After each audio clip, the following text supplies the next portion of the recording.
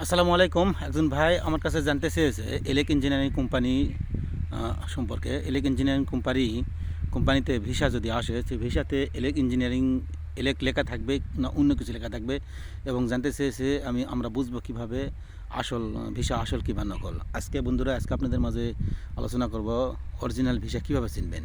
এলেক বলেন আর যে কোনো কোম্পানি বলেন, সৌদি আরবের অরিজিনাল ভিসা কীভাবে চিনবেন এবং সাপ্লাই ভিসা কীভাবে চিনবেন, এই সম্পূর্ণ বিষয়টি আজকে আপনাদের মাঝে আলোচনা করব। তো ভিডিওটি না টেনে অবশ্যই পুরোপুরি দেখবেন, দেখে ভালো লাগলে একটা লাইক দিবেন এবং শেয়ার দেবেন যাতে অন্যান্য বন্ধুরা পায়। তো বন্ধুরা, আপনারা অরিজিনাল ভিসা চিনবেন কীভাবে এবং সাপ্লাই ভিসা চিনবেন কীভাবে সেটা আপনাদের বিস্তারিত বলি। যদি আপনার ভিসা অরিজিনাল হয়, সেখানে লেখা থাকবে হচ্ছে কোম্পানির শরিকা লেখা থাকবে। হ্যাঁ, ইংরেজিতে লেখা থাকবে কোম্পানি, আরবিতে লেখা থাকবে শরিকা। ঠিক আছে, এটা হচ্ছে যদি লেখা থাকে তাহলে কোম্পানি বুঝবেন। ঠিক আছে, তারপর কোম্পানির নাম থাকবে এলেক ইঞ্জিনিয়ারিং। ঠিক আছে, যদি সাপ্লাই হয় সেখানে কোম্পানির কোনো নাম থাকবে না, কোনো প্রকারের কোম্পানির নাম থাকবে না, এবং যেখানে কোম্পানির নাম থাকে সেখানে লেখা থাকবে কন্ট্রাক্টিং।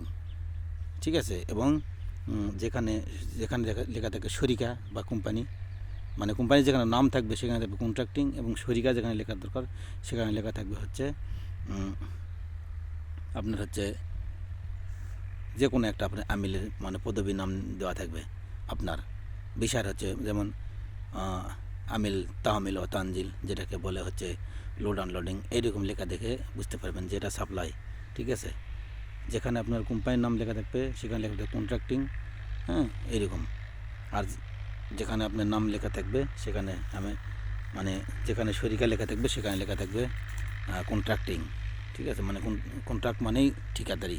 ঠিক আছে, ঠিকালে করা, এটাই হচ্ছে আপনার সাপ্লাই বোঝায়। ঠিক আছে, অনেকেই প্রশ্ন করে যে সাপ্লাই কি, সাপ্লাই কোম্পানি কি, অনেকেই চিন্তা করে অরিজিনাল কোম্পানি কি। তো এই কন্ট্রাক্টিং লেখা থাকলে এই ঠিকাদারি, এটাকেই বলে সাপ্লাই। ঠিক আছে, এবং আপনার পেশা যেখানে সেখানে লেখা থাকবে হচ্ছে লেবার। ঠিক আছে, এক কথায় আরবিতে বলে আমিল, ইংরেজিতে বলে লেবার। ঠিক আছে, বাংলাতে বলে শ্রমিক। ঠিক আছে, এটাই। আর আপনার যদি অরিজিনাল কোম্পানি হয় সেখানে তো অবশ্যই কোম্পানি লেখা থাকবে শরিকা, আরবিতে লেখা থাকবে শরিকা, ইংরেজিতে লেখা থাকবে কন্ট্রাক্ট কোম্পানি। ঠিক আছে, এটা নিয়ে বুঝতে হবে। আর কোম্পানির নামের জায়গাতে কোম্পানির নাম থাকবে, এবং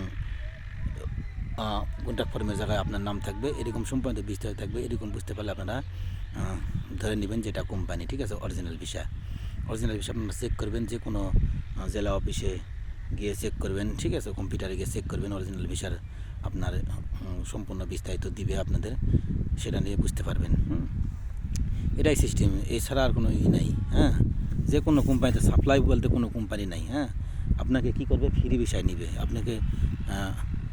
আমিল তামিল ও তানজিল, এখন আমিল তামিল ও তানজিল ভিসায় লোড আনলোডিং ভিসা বর্তমান, এটাকে ফ্রি ভিসা বলে। হ্যাঁ, ফ্রি ভিসা বলতে কোনো ভিসা নাই, এটাকে ফ্রি ভিসা বলে। এই ভিসা নিয়ে গিয়ে যে কোনো যারা দালাল আছে, ঠিকাদাররা আছে, তারা আপনাকে বিভিন্ন জায়গায় কাম করাবে, বিভিন্ন ঠিকাদারির কাছে কাম দিবে, দিয়ে সে টাকা উঠায় নেবে, উঠে আপনাকে দিবে।